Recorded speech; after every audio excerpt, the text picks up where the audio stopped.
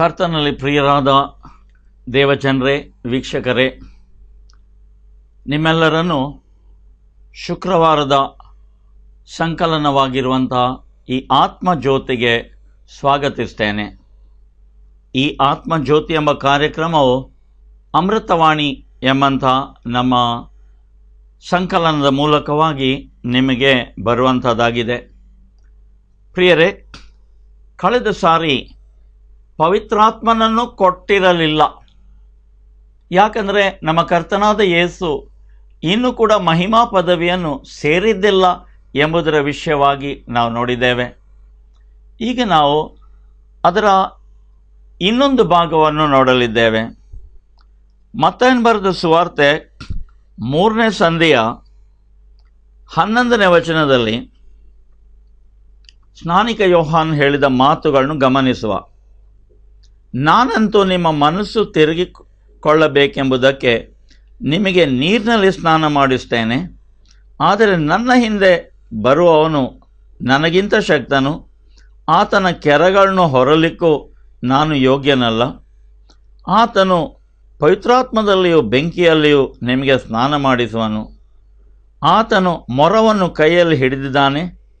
ತನ್ನ ಕಣದಲ್ಲಿನ ರಾಶಿಯನ್ನು ತೂರಿ ಹಸನು ಮಾಡಿ ತನ್ನ ಗೋಧಿಯನ್ನು ಕಣಜದಲ್ಲಿ ತುಂಬಿಕೊಂಡು ಹೊಟ್ಟನ್ನು ಆರದ ಬೆಂಕಿಯಲ್ಲಿ ಸುಟ್ಟು ಬಿಡುವನು ಎಂಬುದಾಗಿ ಸ್ನಾನಿಕ ಯೋಹಾನ್ ಹೇಳ್ತಾನೆ. ಇಷ್ಟರಲ್ಲಿ ನಾವು ಗಮನಿಸುವ, ಆತನು ಪವಿತ್ರಾತ್ಮನಲ್ಲಿಯೂ ಬೆಂಕಿಯಲ್ಲಿಯೂ ನಿಮಗೆ ಸ್ನಾನ ಮಾಡಿಸುವನು. ಇದನ್ನು ಹೋಲಿಕೆಯಾಗಿ ಹೇಳ್ತಾ ಇದ್ದಾನೆ. ಏನಂತ ಹೇಳಿದರೆ, ಸ್ನಾನಿಕ ಯೋಹಾನ್, ನಾನಂತೂ ನೀರಿನಲ್ಲಿ ದೀಕ್ಷಾ ಸ್ನಾನ ಮಾಡುವುದಕ್ಕಾಗಿ ಬಂದಿದ್ದೇನೆ.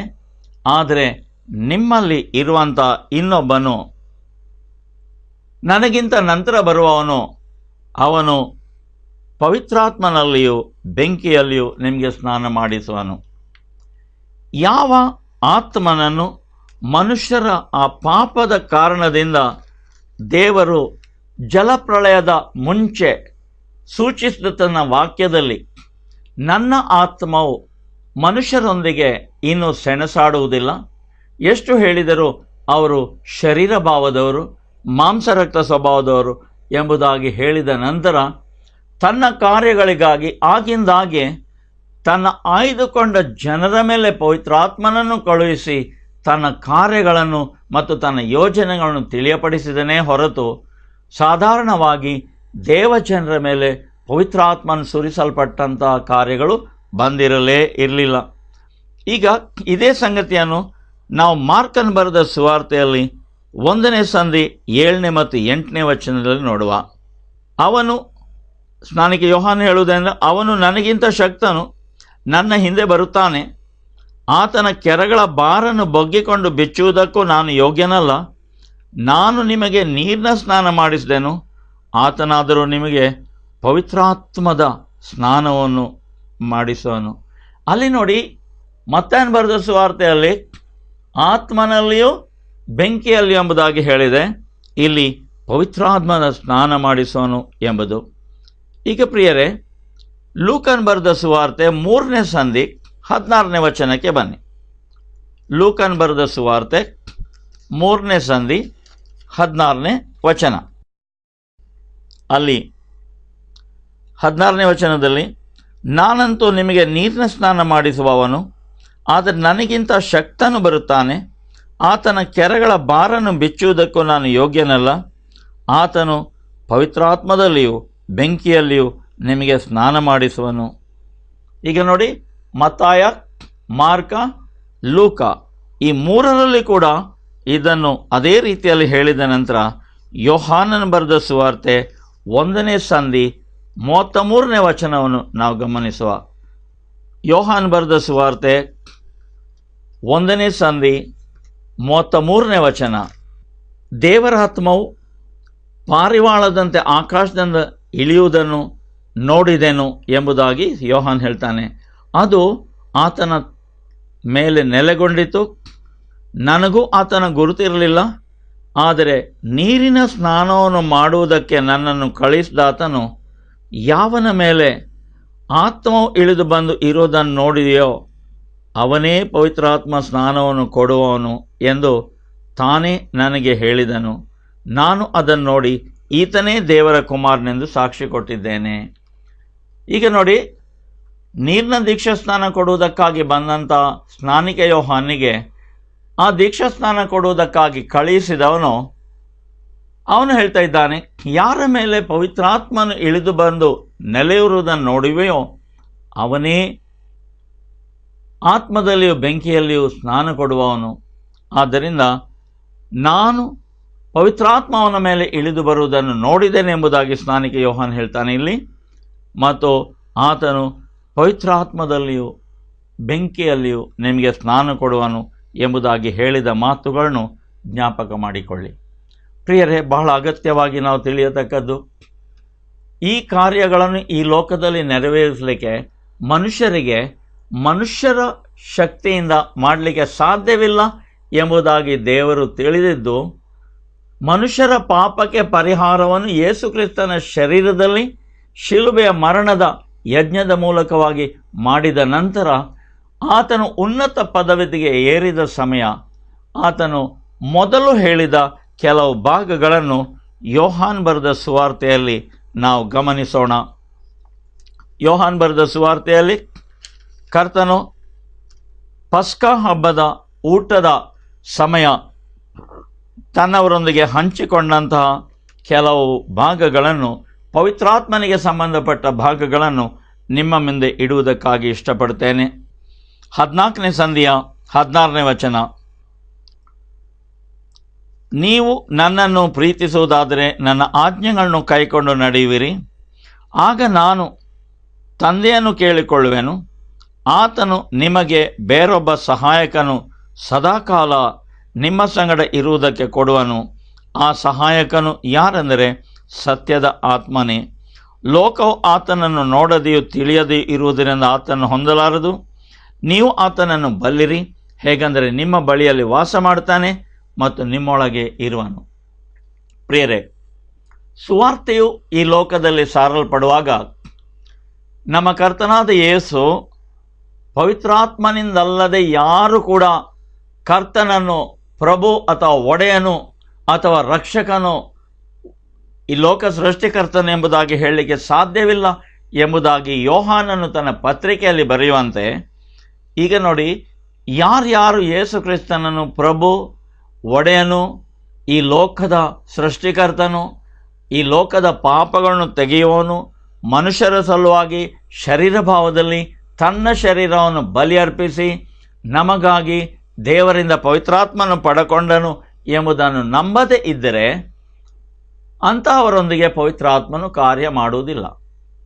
ಪವಿತ್ರಾತ್ಮನು ಲೋಕದಲ್ಲಿ ಇದ್ದಾನೆ, ಆದರೆ ಇದ್ದಾತನು ಯಾರೊಟ್ಟಿಗೆ ಕಾರ್ಯ ಮಾಡ್ತಾನೆ? ಲೋಕವು ಆತನನ್ನು ನೋಡದೆಯೂ ತಿಳಿಯದೆಯೂ ಇರುವುದರಿಂದ ಆತನನ್ನು ಹೊಂದಲಾರದು. ಆದರೆ ಆತನ ಶಿಷ್ಯರಿಗೆ ಹೇಳ್ತಾನೆ, ನೀವು ಆತನನ್ನು ಬಲ್ಲಿರಿ, ಹೇಗೆಂದರೆ ನಿಮ್ಮ ಬಳಿಯಲ್ಲಿ ವಾಸ ಮಾಡುತ್ತಾನೆ. ಅದರ ನಂತರ ಒಂದು ಮಾತಿದೆ, ಮತ್ತು ನಿಮ್ಮ ಒಳಗೆ ಇರುವನು. ಈಗ ವಾಸ ಮಾಡುತ್ತಾನೆ ನಿಮ್ಮ ಬಳಿಯಲ್ಲಿ. ಅಂದರೆ ಯಾರ್ಯಾರು ದೇವರಾತ್ಮನ ಮೂಲಕವಾಗಿ ಆತನ ಚಿತ್ತಕ್ಕನುಸಾರವಾಗಿ ತನ್ನನ್ನು ತಾನೇ ಸುವಾರ್ತೆಯ ವಾಕ್ಯವನ್ನು ಕೇಳುವುದರ ಮೂಲಕವಾಗಿ ರಕ್ಷಣೆಯನ್ನು ಪಡೆಕೊಳ್ತಾನೋ ಆ ಮನುಷ್ಯನ ಬಳಿಯಲ್ಲಿ ಪವಿತ್ರಾತ್ಮನಿದ್ದಾನೆ. ಆದರೆ ದೇವರ ಯೋಜನೆ ಆತನು ಬರೇ ಆತನ ಬಳಿಯಲ್ಲಿ ಇರಬೇಕೆಂಬುದಷ್ಟೇ ಅಲ್ಲ, ದೇವರ ಯೋಜನೆ ಪವಿತ್ರಾತ್ಮನು ಅವರ ಒಳಗೆ ಇದ್ದುಕೊಂಡು ನಂತರ ಅವರು ಪರಲೋಕಕ್ಕೆ ಸಂಬಂಧಪಟ್ಟ ಕಾರ್ಯಗಳನ್ನು ಈ ಲೋಕದಲ್ಲಿ ನೆರವೇರಿಸಬೇಕು ಎಂಬ ಉದ್ದೇಶ. ಈಗ ನೋಡಿ, ನಮ್ಮ ಕರ್ತನಾದ ಯೇಸು ಮನುಷ್ಯರು ಪ್ರಾರ್ಥನೆ ಮಾಡಲಿಕ್ಕೆ ಕಲಿಸು ಎಂಬುದಾಗಿ ಶಿಷ್ಯರು ಕೇಳಿದಾಗ ಆತನು ಮೊದಲಾಗಿ ಹೇಳ್ತಾನೆ, ಪರಲೋಕದಲ್ಲಿರುವ ನಮ್ಮ ತಂದೆಯೇ, ನಿನ್ನ ನಾಮವು ಮಹಿಮೆಯುಳ್ಳದೆಂದೆಣಿಸಲ್ಪಡಲಿ, ನಿನ್ನ ರಾಜ್ಯವು ಬರಲಿ, ನಿನ್ನ ಚಿತ್ತವು ಪರಲೋಕದಲ್ಲಿ ನೆರವೇರುವಂತೆ ಭೂಲೋಕದಲ್ಲಿಯೂ ನೆರವೇರಲಿ. ಈಗ ನೋಡಿ, ಇಷ್ಟು ಅಂಶವನ್ನು ನಾವು ಗಮನಿಸಿದರೆ ಈ ಪ್ರಾರ್ಥನೆ ಬರೇ ಪರಲೋಕ ರಾಜ್ಯಕ್ಕೆ ಸಂಬಂಧಪಟ್ಟಂಥ ಚಿಂತನೆಯಲ್ಲಿ ಇದೆ. ಈ ಲೋಕದಲ್ಲಿ ಏನೆಲ್ಲ ಇದೆಯೋ ಅದೆಲ್ಲವೂ ಪರಲೋಕಕ್ಕೆ ಸಂಬಂಧಪಟ್ಟಂಥ ಸಂಬಂಧದಲ್ಲಿ ಮಾತ್ರ ಈ ಸ್ಥಳದಲ್ಲಿ ಅದು ಅಡ್ರೆಸ್ ಮಾಡಲ್ಪಟ್ಟಿದೆ, ಅದು ನಮ್ಮ ಎದುರು ಇಡಲ್ಪಟ್ಟಿದೆ. ಹಾಗಾದರೆ ನಮ್ಮ ಕರ್ತನಾದ ಯೇಸುವಿನ ಆಲೋಚನೆ ಏನಂತ ಹೇಳಿದರೆ, ಮನುಷ್ಯರು ಪ್ರಾರ್ಥನೆ ಮಾಡಬೇಕು, ದೇವರನ್ನು ಕೇಳಿಕೊಳ್ಬೇಕು. ಯಾವುದಕ್ಕೆ? ಪರಲೋಕ ರಾಜ್ಯ ಆತನ ಚಿತ್ತಕ್ಕೆ ಹೊಂದಿಕೆಯಾಗಿರುವಂಥ ಕಾರ್ಯದೊಂದಿಗೆ ಈ ಲೋಕದಲ್ಲಿ ಬರಬೇಕು ಎಂಬುದು ಪ್ರತಿಯೊಬ್ಬ ವ್ಯಕ್ತಿಯ, ಅಂದರೆ ಯಾರ್ಯಾರು ಯೇಸು ಕ್ರಿಸ್ತನ ಶಿಷ್ಯತ್ವಕ್ಕೆ ಒಳಪಡ್ತಾರೋ ಅವರ ಪ್ರತಿಯೊಬ್ಬರು ಅಪೇಕ್ಷಿಸಬೇಕಾದ ಹೃದಯದ ಅವರ ಆಶೆ, ಅವರ ಹೃದಯದ ಗ್ರಹಣೆ ಮತ್ತು ಹೃದಯದ ಆಕಾಂಕ್ಷೆ ಅದಿರಬೇಕು ಎಂಬುದಾಗಿ ಹೇಳಿದೆ. ಈಗ ನೋಡಿ, ಪರಲೋಕ ರಾಜ್ಯವು ಈ ಲೋಕಕ್ಕೆ ಬರಬೇಕಾದ್ರೆ ಪರಲೋಕದಲ್ಲಿ ಯಾವ ರೀತಿಯಲ್ಲಿ ದೇವರ ಚಿತ್ತವು ನೆರವೇರ್ತದೋ ಅದೇ ರೀತಿಯಲ್ಲಿ ಈ ಲೋಕದಲ್ಲಿ ಕೂಡ ದೇವರ ಚಿತ್ತವು ನೆರವೇರಬೇಕಾಗಿದೆ. ಈಗ ನೋಡಿ, ಆ ಚಿತ್ತವು ನೆರವೇರುವುದರಿಂದ ಪರಲೋಕ ರಾಜ್ಯ ಈ ಲೋಕಕ್ಕೆ ಬರ್ತದೆ. ಅದರ ನಂತರದ ಒಂದು ಭಾಗವನ್ನು ಗಮನಿಸಿ. ನಮ್ಮ ಅನುದಿನದ ಆಹಾರವನ್ನು ನಮಗೆ ಈ ಹೊತ್ತು ದಯಪಾಲಿಸು. ಅಂದರೆ ನಮ್ಮ ಅನುಭೋಗದಲ್ಲಿ ಪ್ರತಿ ಸಾರಿ ಈ ಹೊತ್ತು ಎಂಬಂತಹ ಆ ಸಮಯ ಬರುವಾಗ ನಮಗೆ ಅಗತ್ಯವಿರುವಂತಹ ಉಪಜೀವನ, ಅದು ಬರೀ ಅಲ್ಲಿ ರೊಟ್ಟಿ ಅಂತ ಹೇಳಿದೆ, ಬ್ರೆಡ್ ಎಂಬುದಾಗಿ ಹೇಳಿದೆ, ಅಥವಾ ಆಹಾರ ಎಂಬುದಾಗಿ ಹೇಳಿದೆ. ಪ್ರಿಯರೇ, ಮನುಷ್ಯನಿಗೆ ಜೀವಿಸಬೇಕಾದ್ರೆ ಈ ಆಹಾರಕ್ಕೆ ಸಂಬಂಧಪಟ್ಟು ಇನ್ನೂ ಅನೇಕ ವಿನ್ಯಾಸಗಳಿವೆ. ವಸತಿ ಬೇಕು, ಒಳ್ಳೆ ಹವೆ ಬೇಕು, ಕುಟುಂಬದ ವ್ಯವಸ್ಥೆ ಬೇಕು, ಮಾತ್ರವಲ್ಲ ಸ್ಥಳಗಳು ಬೇಕು, ಕೆಲಸ ಕಾರ್ಯಗಳು ಬೇಕು. ಅವೆಲ್ಲವೂ ಒಂದರಲ್ಲೇ ಅಡಕವಾಗಿದೆ. ನಮ್ಮ ಅನುದಿನದ ಆಹಾರವನ್ನು ಈ ಹೊತ್ತು, ಅಂದರೆ ಎಲ್ಲ ದಿನದ ಸಂಗತಿಯನ್ನು ರಾಶಿ ಹಾಕಿಕೊಳ್ಳುವಂತೆ ನಮಗೆ ಕೊಡು ಎಂಬುದಾಗಿ ಇಲ್ಲ. ಆದರೆ ಸಮಯ ಬರುವಾಗ ಸಮಯೋಚಿತವಾಗಿ ನಮ್ಮ ಅಗತ್ಯತೆಗಳನ್ನು ಈ ಲೋಕದಲ್ಲಿ ನಿನ್ನ ರಾಜ್ಯಕ್ಕೆ ಸಂಬಂಧಪಟ್ಟ ಹೊಂದಾಣಿಕೆಯಲ್ಲಿ ನೆರವೇರಿಸು ಎಂಬುದಾಗಿ ನಾವು ಕೇಳುವುದಷ್ಟೇ. ಅದು ಬಿಟ್ಟು ಇಮಿಡಿಯೇಟ್ಲಿ ನೆಕ್ಸ್ಟ್, ಯಾವ ರೀತಿಯಲ್ಲಿ ನಾವು ನಮಗೆ ವಿರೋಧ ಮಾಡಿದ, ನಮ್ಮ ವಿರೋಧವಾಗಿ ಮಾಡಿದಂಥ ಪಾಪಗಳನ್ನು ಇತರರಿಗೆ ಕ್ಷಮಿಸ್ತೇವೋ ಅದೇ ರೀತಿಯಲ್ಲಿ ನಮ್ಮ ಪಾಪಗಳನ್ನು ಕ್ಷಮಿಸು. ಮೊದಲು ದೇವರ ರಾಜ್ಯದ ವಿಷಯವಾದ ಚಿಂತನೆ, ನಿರೀಕ್ಷೆ ಎಲ್ಲವೂ ಮೊದಲ ಭಾಗದಲ್ಲಿ ಆಯಿತು. ನಡುವೆ ನಮ್ಮ ಉಪಜೀವನವನ್ನು ದಯಪಾಲಿಸು ಸ್ವಾಮಿ ಅಂತ ಕೇಳ್ತೇವೆ. ಯಾಕಂದರೆ ನಾವು ಹೊಂದಿಕೊಂಡಿರುವುದು ಆತನ ಮೇಲೆ ಎಂಬುದನ್ನು ನಾವು ಅರಿಕೆ ಮಾಡುವುದು. ಈಗ ಆ ರಾಜ್ಯದೊಳಗೆ ಪ್ರವೇಶಿಸಬೇಕಾದ್ರೆ ಹೇಗೆ ಪ್ರವೇಶಿಸಬೇಕು? ದೇವರು ಯೋಜನೆ ಮಾಡಿದ ಒಂದೇ ಒಂದು ದಾರಿ ಅಂತ ಹೇಳಿದರೆ ಪಾಪ ಕ್ಷಮೆ. ಈಗ ಬರೀ ಮನುಷ್ಯರ ಪಾಪಗಳು ಕ್ಷಮೆ ಮಾಡಲ್ಪಟ್ಟ ಸ್ಥಿತಿಯಲ್ಲಿ ಮಾತ್ರ ಮನುಷ್ಯರು ಈ ದೇವರ ರಾಜ್ಯದೊಳಗೆ ಪ್ರವೇಶಿಸಬೇಕು ಎಂಬಂಥ ಆ ಯೋಜನೆಯನ್ನು ಅರ್ಥ ಮಾಡಿಕೊಳ್ಳಿ. ಪ್ರಿಯರೇ, ಮೊದಲನೇ ಭಾಗ ಸಂಪೂರ್ಣವಾಗಿ ದೇವರ ರಾಜ್ಯಕ್ಕೆ ಸಂಬಂಧಪಟ್ಟಂಥ ಚಿಂತನೆ, ಆಕಾಂಕ್ಷೆ, ನಿರೀಕ್ಷೆ ನಮ್ಮಲ್ಲಿ ಸ್ವಪ್ರೇರಿತವಾಗಿ ಇರಬೇಕು ಎಂಬ ಸಂಗತಿಯನ್ನು ವಿವರಿಸಿವೆ. ಎರಡನೇದು, ಈ ಲೋಕದಲ್ಲಿ ನಾವು ನಮ್ಮ ಕಾರ್ಯಗಳನ್ನು ನೆರವೇರಿಸಬೇಕಾದ್ರೆ, ದೇವರ ಚಿತ್ತ ನೆರವೇರಿಸಬೇಕಾದ್ರೆ ನಮಗೆ ಉಪಜೀವನ ಬೇಕು, ಅದಕ್ಕೆ ಸಂಬಂಧಪಟ್ಟ ಎಲ್ಲ ವಿನ್ಯಾಸಗಳು ಬೇಕು. ಅದನ್ನು ಕೇಳಿ ಆಯಿತು. ಅನುದಿನದ ಆಹಾರ, ಅದರ ನಂತರ ಆ ರಾಜ್ಯದೊಳಗೆ ಪ್ರವೇಶಿಸುವ ದಾರಿ ಒಂದೇ, ಪಾಪ ಕ್ಷಮೆಯ ಮೂಲಕವಾಗಿ. ಯಾನು ಕೂಡ ಆ ದೇವರ ರಾಜ್ಯವನ್ನು ತನ್ನ ಶ್ರಮದಿಂದ, ತನ್ನ ಬಲದಿಂದ, ತನ್ನ ಆಲೋಚನೆಯಿಂದ ಸಂಪಾದಿಸಿಕೊಳ್ಳಿಕ್ಕೆ ಆಗುವಂತಹದ್ದೇ ಅಲ್ಲ. ಅದು ಫರಿಸಾಯರಿಗೆ ಕೂಡ ಯೇಸು ಕ್ರಿಸ್ತನ ದಿನಗಳಲ್ಲಿ ಗೊತ್ತಿತ್ತು. ಯಾಕಂದರೆ ಯೇಸು ಸ್ವಾಮಿ, ನಿನ್ನ ಪಾಪಗಳು ಕ್ಷಮಿಸಲ್ಪಟ್ಟಿವೆ ಮಗನೇ, ನಿನ್ನ ಪಾಪಗಳು ಕ್ಷಮಿಸಲ್ಪಟ್ಟಿವೆ ಮಗಳೇ ಎಂಬುದಾಗಿ ಆತನ ಬಳಿಗೆ ತನ್ನ ನಮ್ರತೆಯಿಂದ ತನ್ನ ಪಾಪವನ್ನು ಅರಿಕೆ ಮಾಡಿ ಕೃಪೆಯನ್ನು ಹೊಂದುವುದಕ್ಕಾಗಿ ಬಂದವರಿಗೆ ಹೇಳುವಾಗ ಫರಿಸಾಯರು ರೋಚಿಕೊಳ್ತಿದ್ರು. ದೇವರೊಬ್ಬನೇ ಹೊರತು ಮತ್ಯಾರು ಪಾಪಗಳನ್ನು ಕ್ಷಮಿಸುವುದು? ಆದರೆ ಒಂದು ಸಂಗತಿ ಅವರ ಕಣ್ಣ ಮುಂದೆ ಮರೆಯಾಗಿತ್ತು. ಯಾವುದಂತ ಹೇಳಿದರೆ, ಇದೇ ಮನುಷ್ಯನಾಗಿರುವಂಥ ಯೇಸು ದೇವರೇ ಸದೃಶ್ಯವಾಗಿ ತನ್ನ ಸಂಪೂರ್ಣತೆಯಲ್ಲಿ ಅವತಾರ ಹೊಂದಿದನು ಎಂಬ ಮಾತು ಅವರ ಕಣ್ಣಿಂದ ಮರೆಯಾಗಿತ್ತು. ಪ್ರಿಯರೇ, ಪಾಪ ಕ್ಷಮಿಸುವುದರ ಮೂಲಕವಾಗಿ ಮಾತ್ರ ದೇವರ ರಾಜ್ಯಕ್ಕೆ ಪ್ರವೇಶ, ಮತ್ತು ಪಾಪ ಕ್ಷಮಿಸುವಂತಹದ್ದು ದೇವರು ಮಾತ್ರ. ಪ್ರಿಯರೇ, ಯೇಸು ಕ್ರಿಸ್ತನ ಆ ರಕ್ತ ಯಜ್ಞದ ಬಲಿಯ ಆ ಕಾರಣದಿಂದ ಮನುಷ್ಯರ ಪಾಪಗಳು ಕ್ಷಮಿಸಲ್ಪಡ್ತವೆ. ಮನುಷ್ಯಕುಮಾರನಿಗೆ ಈ ಲೋಕದಲ್ಲಿ ಪಾಪವನ್ನು ಕ್ಷಮಿಸುವುದಕ್ಕಾಗಿ ಅಧಿಕಾರ ಉಂಟು ಎಂಬುದಾಗಿ ನೀವು ನೋಡುವಂತೆ ಆತನು ಹೇಳ್ತಾ ಇದ್ದಾನೆ, ಪಾರ್ಶ್ವ ರೋಗಿಗೆ ಎದ್ದು ನಿನ್ನ ಹಾಸಿಗೆಯನ್ನು ತೆಗೆದುಕೊಂಡು ನಡೆ ಎಂಬುದಾಗಿ ಹೇಳ್ತಾನೆ. ಅವನು ಎದ್ದು ಹಾಸಿಗೆಯನ್ನು ತೆಗೆದುಕೊಂಡು ನಡೆದನು. ಪ್ರಿಯರೇ, ಪಾಪವನ್ನು ಕ್ಷಮಿಸುವಂತಹದ್ದು ದೇವರಿಂದ ಮಾತ್ರ ಎಂಬುದು, ಮತ್ತು ತಾನು ಆ ದೇವರ ಪ್ರತಿರೂಪ, ತಾನು ಆ ದೇವರ ಸದೃಶ್ಯ ಮನುಷ್ಯ ಶರೀರದಲ್ಲಿ ಇದ್ದಾತನು ಎಂಬುದಾಗಿ ನಮ್ಮ ಕರ್ತನಾದ ಯೇಸು ಅಲ್ಲಿ ಪ್ರಕಟಪಡಿಸ್ತಾನೆ. ಈಗ ಪಾಪವನ್ನು ಕ್ಷಮಿಸುವಂಥ ಅಧಿಕಾರವನ್ನು ಆತನು ತನ್ನ ಸಭೆಗೆ, ತನ್ನ ಜನರಿಗೆ, ತನ್ನ ಶಿಷ್ಯರಿಗೆ ಕೊಟ್ಟಿದ್ದಾನೆ. ಯಾರ ಪಾಪಗಳನ್ನು ನೀವು ಕ್ಷಮಿಸ್ತೀರೋ ಅವುಗಳು ಕ್ಷಮಿಸಲ್ಪಡುವವು, ಯಾರ ಪಾಪಗಳನ್ನು ನೀವು ಹಿಂದೆ ಇಡ್ತೀರೋ ಅವು ಹಾಗೆ ಇಡಲ್ಪಡುವ ಎಂಬುದಾಗಿ ಹೇಳಿದೆ. ಈಗ ಪ್ರಿಯರೇ, ತನ್ನ ವಿರೋಧವಾಗಿ ಮಾಡಿದ ಪಾಪಗಳನ್ನು ಕ್ಷಮಿಸುವಂಥ ಒಂದು ಸ್ವಭಾವ ಸಿದ್ಧವಾಗಿ ಒಬ್ಬ ಯೇಸು ಕ್ರಿಸ್ತನ ಆ ಶಿಷ್ಯನಲ್ಲಿ ಇಲ್ಲದಿದ್ದರೆ ಆ ಮನುಷ್ಯನಿಗೆ ಹೇಗೆ ದೇವರ ವಿರೋಧವಾಗಿ ಮಾಡಿದ ಪಾಪಗಳನ್ನು ಕ್ಷಮಿಸುವಂಥ ಅಧಿಕಾರ ಬರುವುದು? ಪ್ರಿಯರೇ, ಇದನ್ನು ಸ್ವಲ್ಪ ಸೂಕ್ಷ್ಮತೆಯಿಂದ ನೀವು ಗಮನಿಸಬೇಕಾದದ್ದು. ದೇವರ ರಾಜ್ಯದಲ್ಲಿ ಒಬ್ಬನು ಪ್ರವೇಶಿಸಬೇಕಾದ್ರೆ ಅವನ ಪಾಪಗಳು ಕ್ಷಮಿಸಲ್ಪಡಬೇಕು. ಮಾತ್ರವಲ್ಲ, ಪಾಪವನ್ನು ಕ್ಷಮಿಸುವುದು ದೇವರು ಮಾತ್ರ, ದೇವರಿಗೆ ಮಾತ್ರ ಆ ಪಾಪವನ್ನು ಕ್ಷಮಿಸುವಂಥ ಒಂದು ಅಧಿಕಾರವಿದೆ. ಆ ಕ್ಷಮಿಸುವಂಥ ಅಧಿಕಾರವನ್ನು ನಮ್ಮ ಕರ್ತನಾದ ಯೇಸು ಶಿಲುಬೆ ಮೇಲೆ ತನಗೆ ಮರಣದಂಡನೆಯನ್ನು ವಿಧಿಸಿ ಆ ಮರಣದ ವಿಧಿಯನ್ನು ಸಂಪೂರ್ಣವಾಗಿ ನೆರವೇರಿಸಿದಂಥ ಎಲ್ಲರ ಮೇಲೆ, ಅಲ್ಲಿ ಎರಡು ವರ್ಗದ ಜನರಿದ್ದರು.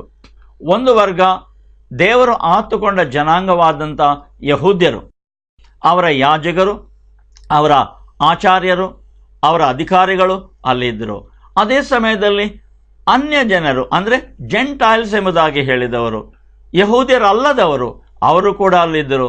ದೇವರ ವಾಕ್ಯ ಸ್ಪಷ್ಟವಾಗಿ ಹೇಳ್ತದೆ, ಯಹೂದ್ಯರು ತಮಗೆ ಯಾರ ಮೇಲೆ ಕೂಡ ಲೌಕಿಕವಾಗಿ ಮರಣದಂಡನೆಯನ್ನು ವಿಧಿಸುವ ಅಧಿಕಾರವಿಲ್ಲ ಎಂಬುದಾಗಿ ತಿಳಿದುಕೊಂಡು ಮರಣ ದಂಡನೆಯನ್ನು ಹೊರಿಸುವುದಕ್ಕಾಗಿ ಪಿಲಾತನ ಎದುರು, ರೋಮಾಪುರದ ಯಹೂದ್ಯರಿಗೆ ಅನ್ಯನಾಗಿರುವಂಥ ಅಧಿಕಾರಿ, ಯುದಾಯದ ಮೇಲೆ ಅಧಿಕಾರ ಇದ್ದುವಂಥ ಆ ಪೋಂತಿಯ ಆ ಪಿಲಾತನ ಎದುರು ಅವನನ್ನು ತಂದು ಅವನಿಂದ ಈ ಮರಣದಂಡನೆಯನ್ನು ವಿಧಿಸುವಂತೆ ಮಾಡ್ತಾರೆ.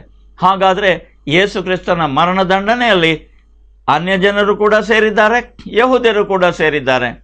ಮಾತ್ರವಲ್ಲ, ಯಾಜಕನಾದ ಕಾಯಫನು ಅವನು ತನ್ನ ಬಾಯಿಂದ ಯಾಜಕನಾಗಿದ್ದುಕೊಂಡು ಉಚ್ಚರಿಸಿ ಹಾಕಿದೆ, ಜನರು ನಾಶವಾಗದಂತೆ ಒಬ್ಬ ಮನುಷ್ಯನು ಸಾಯುವುದು ಒಳ್ಳೆಯದು.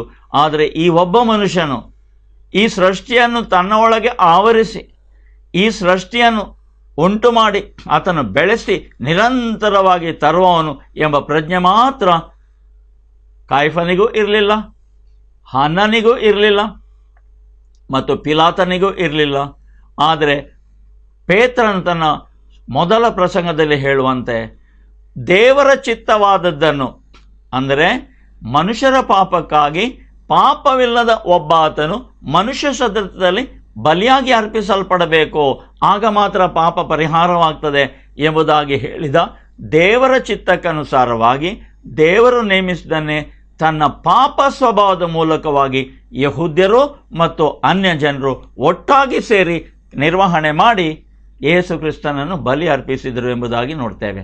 ಆದರೆ ಯಾಜಕನು ಬಲಿ ಅರ್ಪಿಸುವಾಗ ಆ ಯಾಜಕನು ಪರಿಶುದ್ಧನಾಗಬೇಕು. ಆದರೆ ಸದುಕಾಯರಲ್ಲಿ ಅಥವಾ ಫರಿಸಾಯರಲ್ಲಿ ಯಾರು ಕೂಡ ಪರಿಶುದ್ಧರಿಲ್ಲ. ಆ ಕಾರಣದಿಂದ ಅಲ್ಲಿ ಬಲಿಯಾಗಿ ಅರ್ಪಿಸುವುದಕ್ಕಾಗಿ ಮುಂದೆ ಬಂದಂಥ ಯಾಜಕನು ದೇವರ ಮತ್ತು ಮನುಷ್ಯರ ನಡುವೆ ಮಧ್ಯವರ್ತಿಯಾಗಿರುವಂಥ ದೇವರ ಮಗನಾದ ಯೇಸು ಕ್ರಿಸ್ತನೇ. ಆತನು ಶಿಲುಬೆಯ ಮೇಲೆ ತನ್ನ ಪ್ರಾಣವನ್ನು ಅರ್ಪಿಸುವಾಗ ಒಂದು ಕಾರ್ಯವನ್ನು ಮಾಡಿದ್ದು, ಅಲ್ಲಿರುವಂಥ ಆ ಅಪರಾಧಿ ಆತನ ಪಕ್ಕದಲ್ಲಿ ಶಿಲುಬೆಗೆ ಹಾಕಲ್ಪಟ್ಟವನು ಕೇಳ್ತಾ ಇದ್ದಾನೆ, ಸ್ವಾಮಿ, ನಿನ್ನ ರಾಜ್ಯದೊಳಗೆ ನೀನು ಪ್ರವೇಶಿಸುವಾಗ ನನ್ನನ್ನು ಜ್ಞಾಪಕ ಮಾಡಿಕೋ ಸ್ವಾಮಿ ಅಂತ ಹೇಳಿದಾಗ ಕರ್ತನ ಅವನಿಗೆ ಹೇಳ್ತಾ ಇದ್ದಾನೆ, ಈ ಹೊತ್ತು ಪರದೇಶದಲ್ಲಿ ನನ್ನೊಂದಿಗೆ ನೀನು ಇರುವಿ ಎಂಬುದಾಗಿ. ಪ್ರಿಯರೇ, ಗ್ರಹಿಸಿಕೊಳ್ಳಿ, ಪರದೇಶದಲ್ಲಿ ಒಬ್ಬನಿಗೆ ಸ್ಥಾನ ಕೊಡಲಿಕ್ಕೆ ಶಿಲುಬೆ ಮೇಲೆ ನಮ್ಮ ಮನುಷ್ಯರ ಅಪರಾಧಗಳನ್ನು ಹೊರುವಂಥ ಯೇಸು ಇರುತ್ತಿರುವಾಗಲೇ ಹೇಳ್ತಾನೆ, ಆ ಪರದೇಶದಲ್ಲಿ ಯಾರು ಪ್ರವೇಶ ಮಾಡೋದು, ಯಾರು ಪ್ರವೇಶ ಮಾಡಬಾರದು ಎಂಬಂಥ ಅಧಿಕಾರ ಆತನಿಗೆ ಇದೆ ಎಂಬುದಾಗಿ ಸ್ಪಷ್ಟಪಡಿಸಿದ ನಂತರ ಕಡೆಗೆ ತನ್ನ ಪ್ರಾಣವನ್ನು ದೇವರ ಕೈಯಲ್ಲಿ ಅರ್ಪಿಸುವ ಮೊದಲು ಆತನು ಹೇಳ್ತಾ ಇದ್ದಾನೆ, ತಂದೆಯೇ, ಅವರನ್ನು ಕ್ಷಮಿಸು, ಅವರು ಏನು ಮಾಡ್ತಾರೆ ಎಂಬುದು ಅವರಿಗೆ ತಿಳಿದಿಲ್ಲ. ಪಾಪವನ್ನು ಕ್ಷಮಿಸುವಂಥದ್ದು. ಆ ಪಾಪಿಗಳು ಆತನ ಮೇಲೆ ಹೇರಿಸಿದಂಥ ದಂಡನೆಯ ಅನುಭವದಲ್ಲಿ ಸಂಕಟದ ಅತ್ಯುನ್ನತ ತುದಿಯಲ್ಲಿ ಇರುತ್ತಿರುವಂಥ ನಮ್ಮ ಕರ್ತನಾದ ಯೇಸು ಅವರನ್ನು ಕ್ಷಮಿಸು, ಅವರು ಏನು ಮಾಡ್ತಾರೆ ಎಂಬುದು ಅವರಿಗೆ ತಿಳಿದಿಲ್ಲ ಎಂಬುದಾಗಿ ತನ್ನನ್ನು ಹಿಂಸೆ ಕೊಡುವವರಿಗಾಗಿ ಪ್ರಾರ್ಥಿಸ್ತಾನೆ. ಈಗ ಪ್ರಿಯರೇ, ಯಾರ್ಯಾರು ಕ್ರಿಸ್ತ ಯೇಸುವಿನಲ್ಲಿ ತಮ್ಮನ್ನೇ ಸಮರ್ಪಿಸಿ ಯೇಸು ಕ್ರಿಸ್ತನಲ್ಲಿ ಜೀವಿಸ್ತಾ ಇದ್ದಾರೋ ಅವರಿಗೂ ಇದೇ ಕೃಪೆಯನ್ನು, ಅಂದರೆ ಪವಿತ್ರಾತ್ಮನ ಮೂಲಕವಾಗಿ ಸ್ವಭಾವ ಸಿದ್ಧವಾಗಿ ಇತರರು ತಮಗೆ ವಿರೋಧವಾಗಿ ಮಾಡಿದ ಪಾಪಗಳನ್ನು ಕ್ಷಮಿಸುವಂಥ ಅಧಿಕಾರವನ್ನು ಹಸ್ತಾಂತರಿಸ್ತಾನೆ, ಬೇರೆಯವರಿಗಿಲ್ಲ. ಮೊದಲನೇದಾಗಿ ಏನು ಮಾಡಬೇಕು? ಯೇಸು ಕ್ರಿಸ್ತನ ಅಂಗೀಕರಿಸಬೇಕು. ಸ್ವಭಾವ ಸಿದ್ಧವಾಗಿ ತನಗೆ ಮಾಡುವಂಥ ವಿರೋಧ ಪಾಪಗಳನ್ನು ಕ್ಷಮಿಸುವಂಥ ಮನೋಭಾವದಲ್ಲಿರಬೇಕು. ಕರ್ತನಿದ್ರ ಮೊದಲು ಹೇಳಿದಂತೆ ದೇವರ ವಿರೋಧವಾಗಿ ಮಾಡಿದಂಥ ಪಾಪಗಳು ಕ್ಷಮಿಸಲ್ಪಡುವವು, ಮನುಷ್ಯನ ಕುಮಾರನ ವಿರೋಧವಾಗಿ ಮಾಡಿದ ಪಾಪಗಳು ಕ್ಷಮಿಸಲ್ಪಡುವವು, ಆದರೆ ಪವಿತ್ರಾತ್ಮನ ವಿರೋಧವಾಗಿ ಮಾಡಿದ ಪಾಪಗಳು ಕ್ಷಮಿಸಲ್ಪಡುವುದಿಲ್ಲ ಎಂಬುದಾಗಿ ಹೇಳಿದೆ. ಇದನ್ನು ಗಮನಿಸಿ ಪ್ರಿಯರೇ. ಹಾಗಾದರೆ ಯಾರಾದರೂ ಯೇಸು ಕ್ರಿಸ್ತನ ಆ ಶರೀರದ ಮೂಲಕವಾಗಿ ದೇವರ ಚಿತ್ತವನ್ನು ಈ ಲೋಕದಲ್ಲಿ ನೆರವೇರಿಸುವಂಥ ಉದ್ದೇಶವಿದ್ದರೆ ಸ್ವಭಾವ ಸಿದ್ಧವಾಗಿ ಅವನು ತನ್ನ ಒಳಗಿಂದಲೇ ಒಂದು ಪ್ರಕೃತಿಯನ್ನು ಮೈಗೂಡಿಸಬೇಕು. ದೇವರಿಗೆ ಸಂಬಂಧಪಟ್ಟಂಥ ನೂತನ ಸ್ವಭಾವವನ್ನು ತನ್ನಲ್ಲಿ ಮೈಗೂಡಿಸಬೇಕು. ಅದು ಯಾವುದು ಗೊತ್ತಾ? ತನಗೆ ವಿರೋಧವಾಗಿ ಮಾಡಿದ ಪಾಪಗಳನ್ನು ಕ್ಷಮಿಸುವುದು. ಅದಕ್ಕಾಗಿಯೇ ಹೇಳಿದೆ, ಯಾರ್ಯಾರು ತನಗೆ ವಿರೋಧವಾಗಿ ಮಾಡಿದ ಪಾಪಗಳನ್ನು ಕ್ಷಮಿಸ್ತಾರೋ ಅವರಿಗೆ ಮಾತ್ರ ಪಾಪಗಳನ್ನು ಕ್ಷಮಿಸುವಂಥ ಅಧಿಕಾರ. ಕ್ರಿಸ್ತನ ಸಭೆಯಲ್ಲಿರುವಂಥ ಶಿಷ್ಯರಿಗೆ ಆತನು ಹೇಳಿದ ಮಾತು, ಯಾರ ಪಾಪಗಳು ನೀವು ಕ್ಷಮಿಸ್ತೀರೋ ಅವುಗಳು ಕ್ಷಮಿಸಲ್ಪಡುವ ಎಂಬುದಾಗಿ ಹೇಳಿದೆ. ಆ ಪಾಪವನ್ನು ಕ್ಷಮಿಸುವ ಅಧಿಕಾರವನ್ನು ತನ್ನ ಸಭೆಯಲ್ಲಿ ತನ್ನ ಶಿಷ್ಯರಿಗೆ ಕೊಟ್ಟಿದ್ದಾನೆ. ಆದರೆ ಅದನ್ನು ಪಡೆಕೊಂಡಿದ್ದಾನೋ ಇಲ್ಲವೋ ಎಂಬುದು, ಕೊಡುವುದು ಒಂದು, ಪಡೆಕೊಳ್ಳುವುದು ಇನ್ನೊಂದು. ಅದನ್ನು ಒಬ್ಬನು ಕ್ರಿಸ್ತನ ಸಭೆಯಲ್ಲಿ ಇದ್ದೇನೆ ಎಂಬುದಾಗಿ ಅರಿಕೆ ಮಾಡಿ ಪಡೆಕೊಳ್ಳುವವನು ಅವನ ಸ್ವಭಾವ ಸಿದ್ಧವಾಗಿ ಅವನ ಒಳಗೆ ಒಂದು ಪ್ರಕೃತಿ ಇರಬೇಕೇನಂತ ಹೇಳಿದರೆ ತನ್ನ ವಿರೋಧವಾಗಿ ಮಾಡಿದಂಥ ಪಾಪಗಳನ್ನು ಇತರರಿಗೆ ಕ್ಷಮಿಸುವಂಥದ್ದು. ಇದರ ಮೂಲಕವಾಗಿ ದೇವರ ರಾಜ್ಯದಲ್ಲಿ ಪ್ರವೇಶ. ಈಗ ನೋಡಿ, ಇಡೀ ಪ್ರಾರ್ಥನೆ ಪರಲೋಕದಲ್ಲಿರುವ ನಮ್ಮ ತಂದೆ, ನಿನ್ನ ನಾಮವು ಮಹಿಮೆಯುಳ್ಳದ್ದೆಂದು ಎಣಿಸಲ್ಪಡಲಿ, ನಿನ್ನ ಚಿತ್ತವು ಪರಲೋಕದಲ್ಲಿ ನಡೆಯುವಂತೆ ಈ ಲೋಕದಲ್ಲಿ ನಡೆಯಲಿ, ನಮ್ಮ ಅನುದಿನದ ಆಹಾರವನ್ನು ನಮಗೆ ದಯಪಾಲಿಸು, ಆ ರಾಜ್ಯದಲ್ಲಿ ಪ್ರವೇಶಿಸುವುದಕ್ಕೆ ಯೋಗ್ಯವಾದ ಮತ್ತು ಜನರನ್ನು ಅಲ್ಲಿ ತರುವುದಕ್ಕೆ ಯೋಗ್ಯವಾದ ಆ ಸ್ವಭಾವ ಇದ್ದ ಪಾಪಗಳನ್ನು ಸ್ವಯಂ ಪೂರಿತವಾಗಿ ಅಥವಾ ಸ್ವಯಂ ಪ್ರಕೃತಿಯ ಮೂಲಕವಾಗಿ ಕ್ಷಮಿಸುವಂಥ ಆ ಸ್ವಭಾವದಲ್ಲಿದ್ದವರು ತನ್ನ ಪಾಪಗಳನ್ನು ಕ್ಷಮಿಸುವಂಥ ಆ ಸ್ಥಿತಿಯಲ್ಲಿ ಇದ್ದುಕೊಂಡು ದೈವಿಕ ಸ್ವಭಾವದಲ್ಲಿ ಪಾಲ್ಗೊಳ್ತಾರೆ. ಈಗ ನಮ್ಮನ್ನು ಶೋಧನೆಯೊಳಗೆ ಸೇರಿಸಬೇಡ.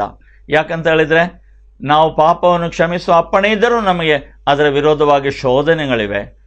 ಎಲ್ಲ ಘನ ಮಾನ ಮಹಿಮೆ ಕರ್ತನೆ ನಿನಗಿರಲಿ ಎಂಬಂಥ ಆ ಉದ್ದೇಶದಿಂದ ಈ ಸಂಪೂರ್ಣ ಪಾಪ ಕ್ಷಮೆಯ ಮತ್ತು ದೇವರ ರಾಜ್ಯದಲ್ಲಿ ಆ ಪ್ರವೇಶದ ಆ ಭಾಗವನ್ನು ನಮ್ಮ ಕರ್ತ ನಮ್ಮ ಮುಂದೆ ಇಟ್ಟಿದ್ದಾನೆ.